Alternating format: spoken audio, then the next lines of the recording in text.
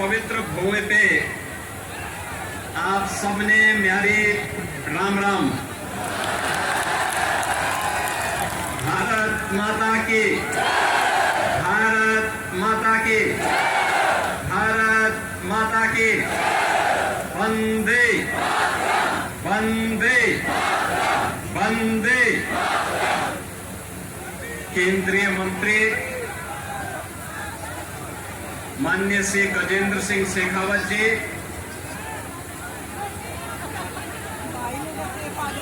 पूर्व मंत्री श्री विशंबर सिंह जी, भारतीय जनता पार्टी के जिला के अध्यक्ष श्री मुकेश गौड़ जी,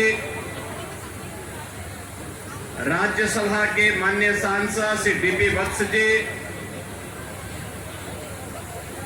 डेरा हलवास से महंत केशवनाथ जी, बाबा भोलानाथ जी, बाबा गुलाबदास जी, विधानसभा के प्रभारी श्री जोगेंद्र सिंह जी, प्रवासी देवी सिंह राणा जी, श्रीमती मीना परिमार जी, श्री नंदराम धानिया जी और भारतीय जनता पार्टी के लोकप्रिय प्रत्याशी श्री कपूर वाल्मीकि जी, भारी संख्या में भवानी खेड़ा में उपस्थित इस क्षेत्र के सभी मेरे उपस्थित बहनों और भाइयों, मैं अयोध्या धाम की धरती, प्रभु राम की पावन जन्मभूमि की धरती से आज आपके इस पवित्र भूमि पे, जिस भूमि ने देश की सीमाओं की रक्षा करने के लिए अनेक वीर योद्धा दे, जिस धरती पर महान संत बाबा रणमत मानधाता जी का जन्म हुआ था, इस पावन धरा को मैं कोटि कोटि नमन करते हुए आप सभी का मैं अभिनंदन करता हूं। बहनों और भाइयों,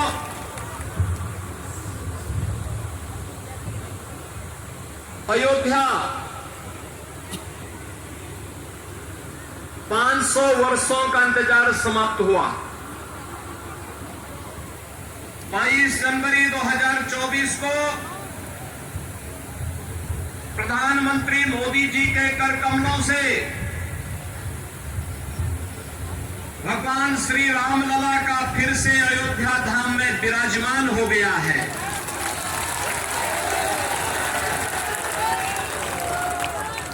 पूरा देश और पूरी दुनिया अभिभूत है, आनंदित है।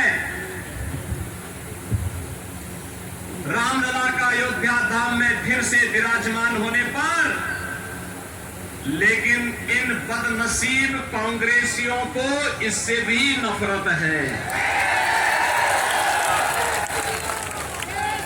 यही अंतर है राम की संस्कृति पर और रोम की संस्कृति पर।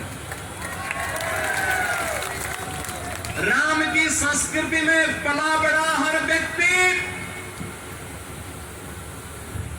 राम काज कीने बिनो मोहि कहां विश्राम के संकल्प के साथ 500 वर्षों तक लड़ता रहा, अपने आप को बलिदान करता रहा।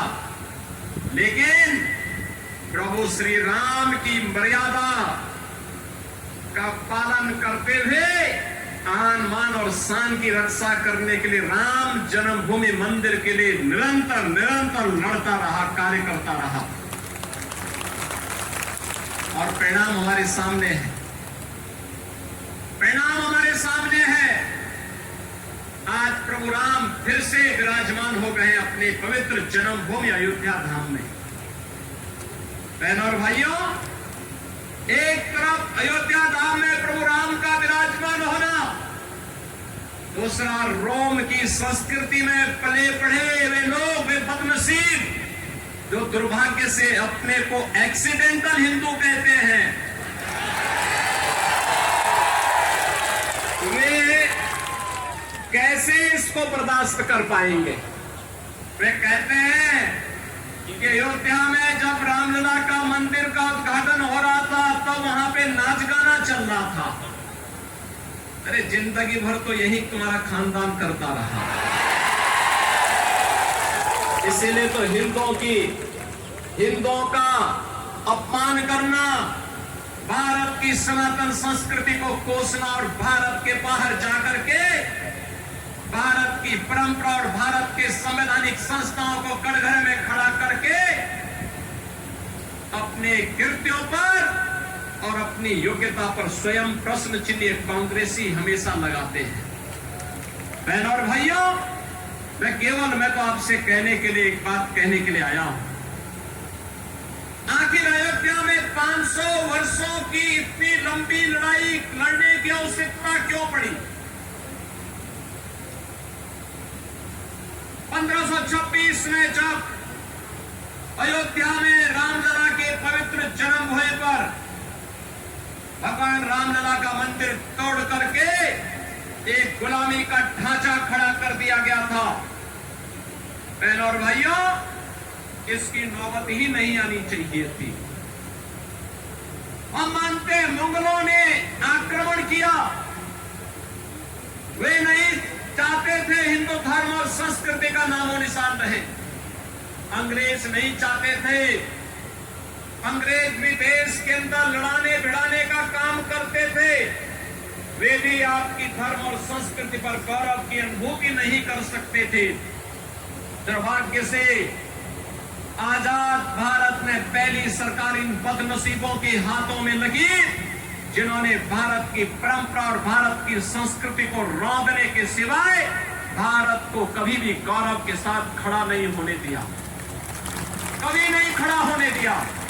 और इसीलिए आज मैं आप सबसे कहने के लिए आया हूं कि बहनों और भाइयों, 2014 में मोदी जी देश के प्रधानमंत्री बने।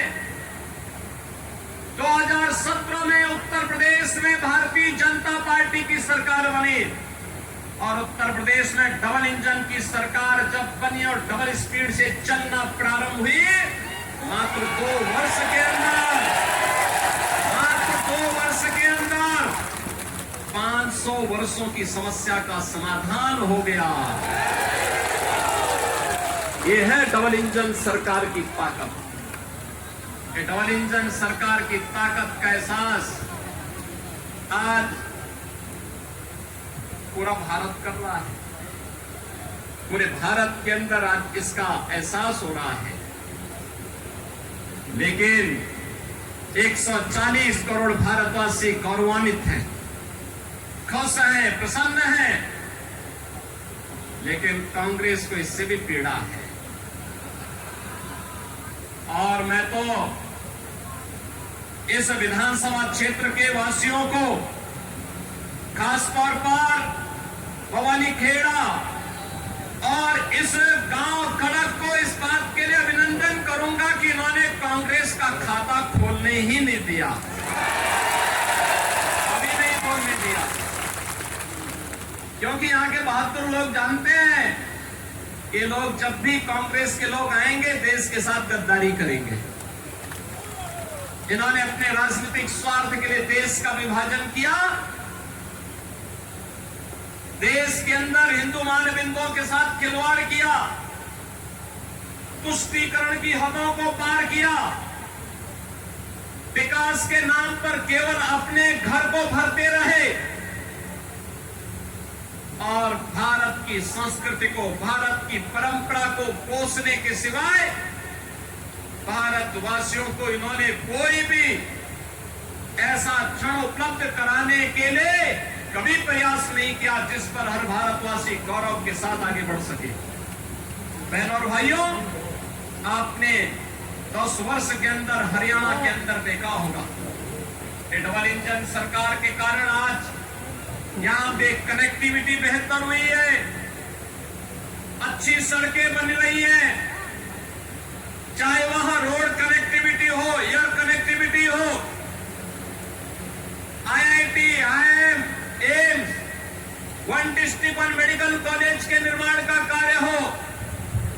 या फिर विकास के साथ साथ हर घर नल की योजना हो, या फिर गरीब कल्याणकारी योजनाओं का कार्य। अगर इन कांग्रेसियों ने ही विकास का कार्य किया होता, गरीबों का कल्याण किया होता, उनके उत्थान के लिए कोई कार्य किया होता, तो मोदी जी को कोरोना कालखंड से अब तक 80 करोड़ लोगों को फ्री में राशन की सुविधा नहीं देनी होती। 80 करोड़ लोग फ्री में राशन की सुविधा प्राप्त कर रहे हैं। याद करिए, एक तरफ भारत 80 करोड़ लोगों को फ्री में राशन दे रहा है और दूसरी तरफ पाकिस्तान है, भीख का कटोरा लेकर के दुनिया के अंदर भीख मांगने के लिए मजबूर है। अरे तो देश का सौभाग्य है, मोदी जी जैसा प्रधानमंत्री मिल गया। भारत को दुनिया की एक बड़ी ताकत बनाने के लिए उन्होंने जो कदम उठाए हैं, आज भारत के बगैर दुनिया की कोई व्यवस्था आगे नहीं बढ़ सकती, नहीं बढ़ सकती। आज मोदी जी के नेतृत्व में भारत दुनिया की एक ताकत बनकर के उभर करके आगे बढ़ रहा है। और यही कारण है, जब देश के पास संसाधन है, ये कांग्रेस के लोग तो कहते थे कि देश के संसाधनों पर पहला अधिकार मुसलमान का होगा, लेकिन मोदी जी ने कहा नहीं, देश के संसाधन पर पहला अधिकार गरीब का होगा, कमजोर का होगा, वंचित का होगा, दलित का होगा, पिछड़ों का होगा, दलितों का होगा। समाज के प्रत्येक तबके को विकास की योजना का लाभ दिया जाएगा। और 80 करोड़ लोगों को फ्री में राशन, 60 करोड़ लोगों को 5 लाख रुपए की आयुष्मान भारत की सुविधा, 12 करोड़ किसानों को किसान सम्मान निधि, 12 करोड़ गरीबों के घर में शौचालय, 10 करोड़ गरीबों के घर में उज्ज्वला योजना के कनेक्शन और 4 करोड़ गरीबों के घर बनकर के तैयार हो गए हैं। उन गरीबों को उपलब्ध करवाया है। और कहीं भी मोदी जी ने ये नहीं कहा कि ये मैंने किया, उन्होंने तो कहा कि त्वदीय वस्तु गोविंद तुभ्यमेव समर्पये। जनता जनार्दन, आपने मुझे चुन करके भेजा है, ये आपको समर्पित है। ये भाव था।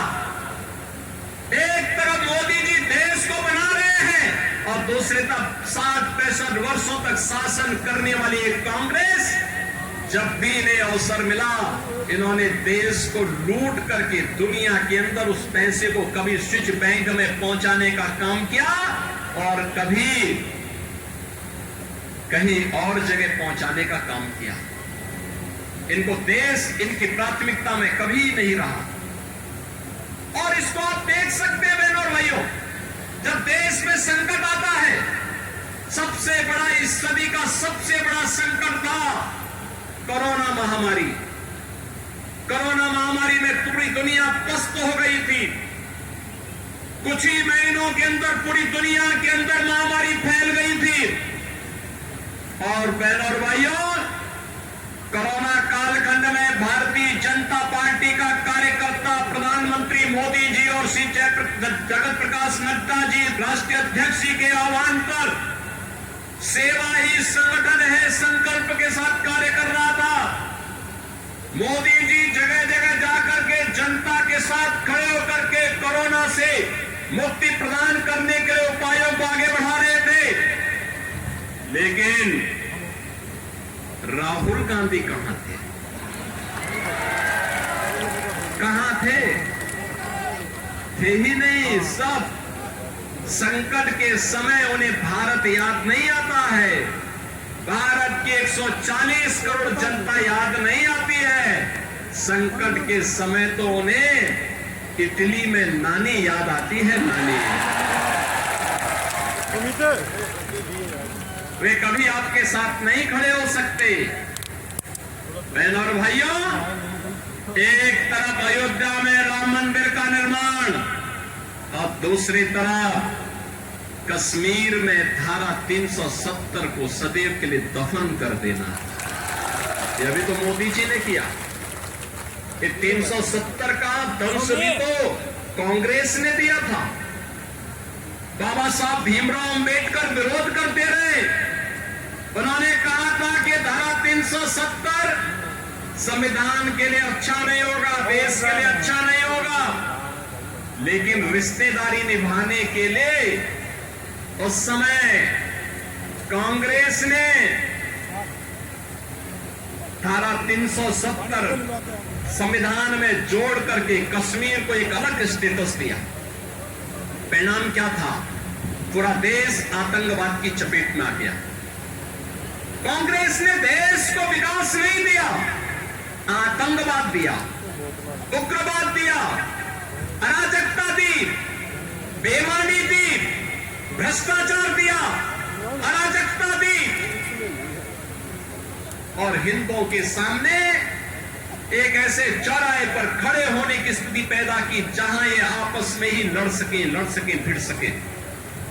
बहनों और भाइयों, आज तो मोदी जी जब सत्ता में 2014 में उन्होंने एक ही बात कही। जब उनसे पूछा गया कि आप सत्ता में आके क्या करेंगे, तो मोदी जी ने कहा कि बिना भेदभाव के विकास की योजना को गांव में लेके जाऊंगा, गरीबों तक पहुंचाऊंगा, किसानों तक पहुंचाऊंगा, महिलाओं तक पहुंचाऊंगा, युवाओं तक पहुंचाने का काम करूंगा। और तब उन्होंने नारा दिया था, सबका साथ और सबका विकास। हमने कभी नहीं कहा, हमने तो कहा विकास सबका करेंगे, सुरक्षा सबको देंगे, सबको देंगे। बहनों और भाइयों, इन बदनसीबों के कारण पूछो ना इन लोगों से क्या कर रहे थे। इनके कारण यूपी में हर तीसरे दिन दंगा होता था। आज मुझे 3.5-7 वर्ष से मैं उत्तर प्रदेश में हूं, डबल इंजन की सरकार यूपी में है। बहनों और भाइयों, कोई दंगा नहीं हुआ, कोई दंगा नहीं। दंगाई या तो जेल में है या जहन्नुम की यात्रा में जा चुका है। यूपी में दंगा नहीं होता है। एक काम करना। और यही पीड़ा कांग्रेसियों को है। कांग्रेसियों की पीड़ा इसी बात को लेकर के है, क्योंकि कांग्रेस ने यूपी के एक खतरनाक माफिया को, बर्बर जो दुर्दांत माफिया था, उसको भी शरण दिया था और कई महीनों तक उसको अपने संरक्षण में रखा था। उसके साथ इनकी व्यावसायिक पार्टनरशिप थी। अब सोचो, माफिया और कांग्रेस की दोस्ती, संगठित अपराध में लिप्त माफिया हो, माइनिंग माफिया हो, वन माफिया हो, पशु माफिया हो, ये सभी इनके शागिर्द हैं। इस सत्ता में आएंगे फिर वही माफियागिरी करेंगे। इसलिए अच्छा है कि सत्ता में ही ना आए, इनको सत्ता से ही दूर रखो। और भारतीय जनता पार्टी जो विकास का कार्य करा रही है, इसके लिए भारतीय जनता पार्टी ने हरियाणा विधानसभा चुनाव में अपने प्रत्याशी के रूप में यहां पर से कपूर वाल्मीकि को उतार करके आपकी सेवा के लिए यहां पे भेजा है। बहनों और भाइयों, देखिए, एक तरफ कपूर वाल्मीकि भारतीय जनता पार्टी के प्रत्याशी आपके बीच, और याद करिए जब अयोध्या धाम में प्रभु रामलला का विराजमान होना था, राम मंदिर में 500 वर्षों के बाद जब पवित्र घड़ी आई थी, तो ठीक उससे पहले अयोध्या के अंतर्राष्ट्रीय एयरपोर्ट का निर्माण जो उत्तर प्रदेश के अंदर किया गया, उस एयरपोर्ट का नामकरण महर्षि वाल्मीकि के नाम पर ही किया गया। महर्षि वाल्मीकि एक त्रिकालदर्शी ऋषि थे। हम सबको भगवान राम से साक्षात्कार कराने वाला त्रिकालदर्शी ऋषि कोई था, तो त्रेता युग में थे महर्षि वाल्मीकि। और दुनिया के अंदर जितनी भी रामायण बनी है, लिखी गई है, किसी भी भाषा में लिखी गई है, उसका आधार वाल्मीकि रामायण है। वाल्मीकि रामायण। ऐसे पवित्र ऋषि को कोटि कोटि नमन करता हूं और हमारा मन, हृदय गदगद हो उठता है जब महर्षि वाल्मीकि के नाम पर हम लोग, प्रधानमंत्री मोदी जी ने एयरपोर्ट के नामकरण की घोषणा की। बहनों और भाइयों, मैं आप सबसे यही अपील करूंगा, श्री कपूर वाल्मीकि को भारतीय जनता पार्टी ने अपना प्रत्याशी उतार करके हरियाणा विधानसभा के इस चुनाव में, इस ऐतिहासिक क्षेत्र में, जहां पर 1967 में भारतीय जनसंघ के ठाकुर नसीब सिंह जी विधायक बने थे। अब याद करिए कितना पुराना इतिहास है और उस इतिहास को फिर से दोहराने की आवश्यकता है। आज एक वाल्मीकि समुदाय का एक समर्पित कार्यकर्ता आपकी सेवा के लिए भारतीय जनता पार्टी के द्वारा भेजा जा रहा है। आप सबका मैं आह्वान करूंगा, 5 अक्टूबर को शारदीय नवरात्रि आने जा रही, 3 अक्टूबर से शुरू होगा और 12 अक्टूबर को विजयादशमी होगी। बहनों और भाइयों, विजयादशमी धर्म, सत्य और न्याय की विजय का पर्व है हम सबका, और विजयादशमी के पूर्व भारतीय जनता पार्टी का झंडा, कमल आपके यहां खिलना चाहिए, यह आह्वान करने के लिए मैं आपके बीच आया हूं। श्री कपूर वाल्मीकि को चुनाव जिता करके यहां से भेजेंगे, जाएंगे? माताएं भी बताएं, जाएंगे नहीं? सभी लोग तैयार हैं तो मेरे साथ बोलेंगे, भारत माता की, भारत माता की जय श्री राम, जय जय श्री राम।